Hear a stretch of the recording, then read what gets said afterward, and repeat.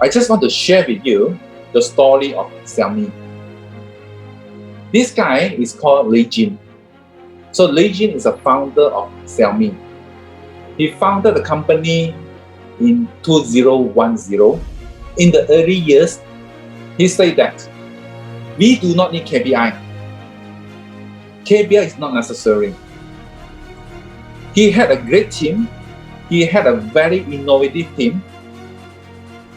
And he attracted a lot of investors, invested in his company, and he grew the company fast without KPI. But in 2015, his mission to sell the phone volume has failed. His project has failed. And in 2016, his sales dropped 36%.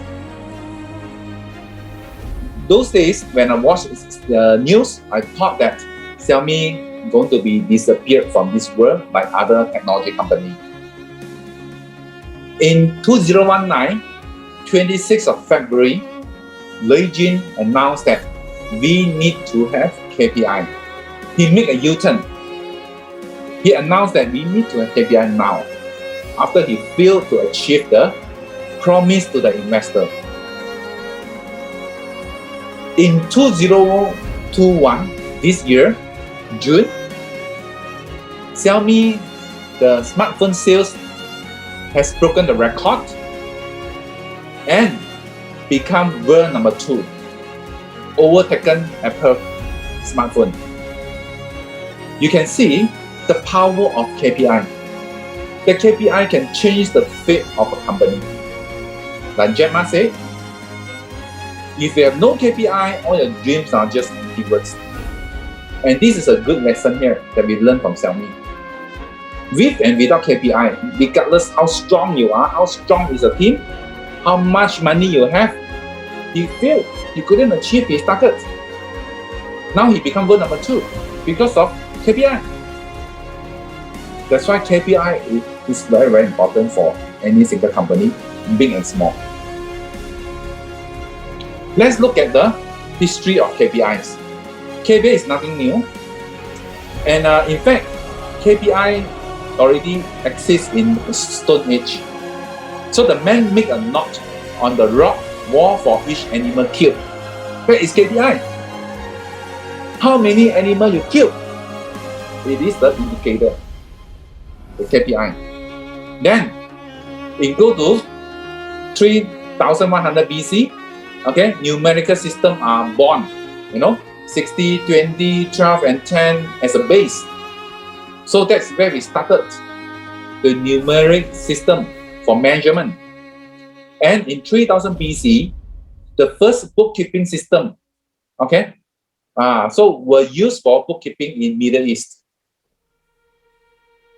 And then in 230 AD, so in China, Wei Dynasty, so they have a 9-grade system for evaluating lawyer performance. You can see, in 230 AD, it already exists. The KPI already exists. In 1000 AD, banks are started using double entry, bookkeeping. Debit in Latin means he owes, and credits in Latin. So this is how the bank use the indicator. So in 1880, so the scientific management and work studies analysts measurement for techniques used for operation management. So they're also using measurement indicator.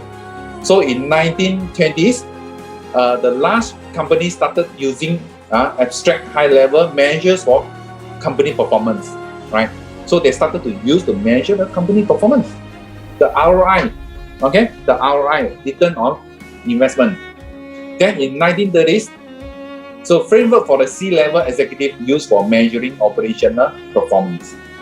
That is in 1930s, even before I born. In 1980s, value-based management, maximizing shareholder value. How do you measure that? How do you maximize the shareholder value? So in 1990s, right, the balance scorecard, the KPI are both financial and non-financial. They were related to strategic objective. So now we started to link, the indicator, what we call KPIs, to the balance scorecard, to the financial achievement, non-financial achievement to achieve the company goals. So in 2018, the modern measurement framework can now on a real-time basis. Now people are looking at real time. I cannot wait until the year end. We need to improve our business from now and then, right? So this is the history of KPI. You can see KPI existed thousands of years.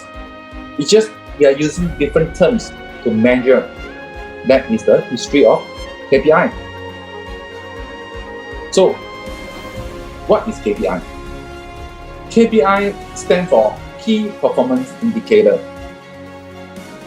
What is the meaning of key? Key means important. What are important for your company? We can be very busy every day, but the question is, what are important? What are the priorities that you need to focus? That is what we call key, kun气. Key means important. Performance means result. What result you want to measure? What outcome you want? What are your goals? That is what we call performance. Indicator. In order to measure it, we need to have indicator. Without indicator, you can't measure. For instance, if I talk about health, how do you measure a person's health? One of the way is using a blood test. Okay, in a blood test result, you have a lot of indicators, right? You have cholesterol, bad cholesterol, good cholesterol. Then maybe you have a blood pressure and so on, right? Those are indicators to indicate that whether you are healthy or not. But in business, we use KPI to measure your business performance, to measure your employees' performance. How can I know you are performing? How can I know you are performing up to expectation? That is what we call KPI, Key Performance Indicator. KPI is about from point A to point B. Point A is your current state. Point B is your future state. For instance, you are making 100 million now. That is point A. You want to make 150 million in the future. That is point B. KPI must be able to drive you for improvement. Your customer satisfaction level now is 90%. Where that is point A. You want to improve your customer satisfaction to 95%. That is point B. Improvement. So when you implement KPI, you must have improvement from point A to point B. If there's no improvement, it is meaningless.